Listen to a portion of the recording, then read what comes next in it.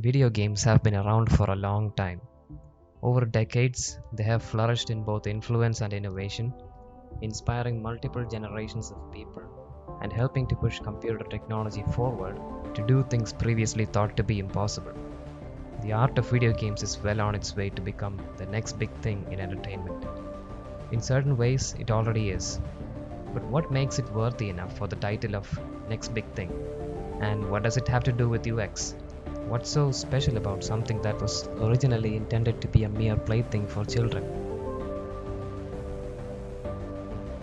Hi, I'm Sachin, and in this video short, I'm going to answer those questions.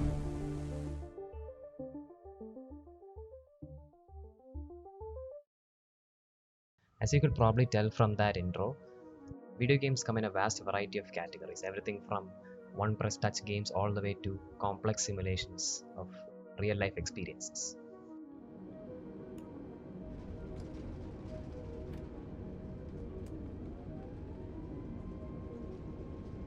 The player is constantly engaged in direct interaction with these worlds.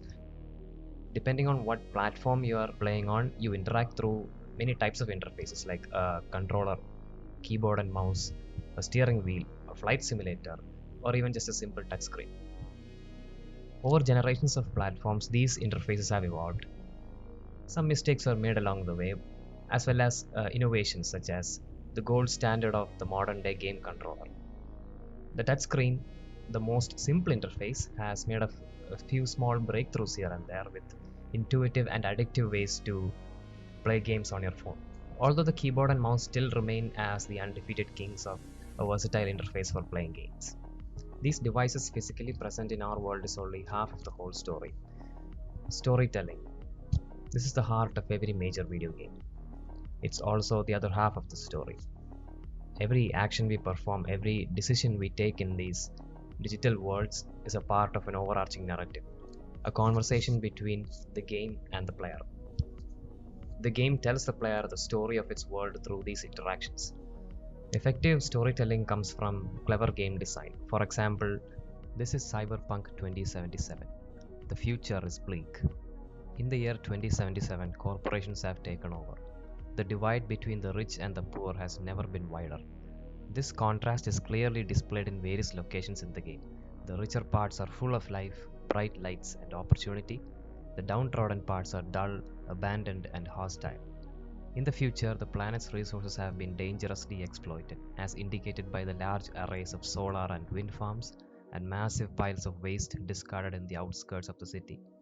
The environment tells the player the story of this world.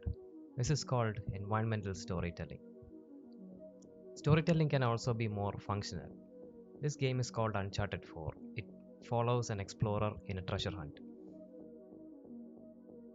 Some of the environments are designed with visual cues of the leftover memory of what once was. In some parts of the game, the explorer has to scale these environments to progress in his journey. These visual cues are also used to tell the player which parts of the environment are scalable, such as the cracks on this wall or these climbable ledges. The player being able to understand the game world without being given explicit and direct instructions is very powerful. It creates a sense of immersion and involvement that no other form of entertainment can easily achieve. To take this feeling of involvement further, role playing games were created.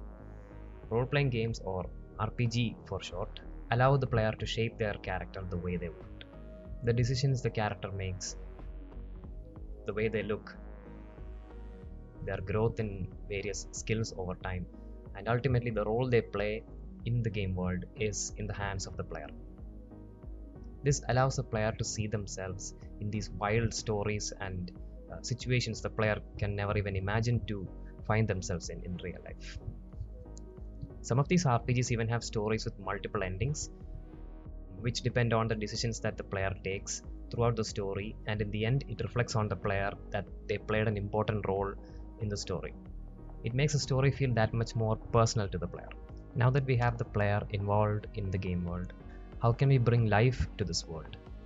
And the answer to that is art. Art comes in many forms. There is visual art disciplines like visual effects, concept art, environment art, character design, story writing, not to be confused with storytelling, storyboarding, voice acting, motion capture, music and sound effects, cinematography, animations, 3D modeling, and so much more. All of this comes together to make a living, breathing, and most importantly, a convincing world that the player can experience. Every step of the way, the player's perspective in the world has to be kept in mind. What do we expect the player to feel when we use this visual style with this genre of music, and do these two styles go well together? Does the story make sense for the player in their present situation? Do the characters feel like they actually do belong in this game world? Do all the inanimate objects in the environment feel like they belong in the world? There are so many questions and so much thought put into every little detail in a video game world.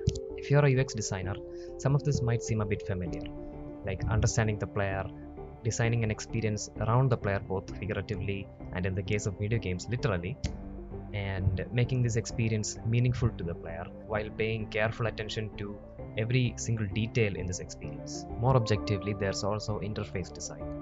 Video games can be extremely UI heavy, so it's important to design these interfaces with the fast paced interactive nature of these games in mind.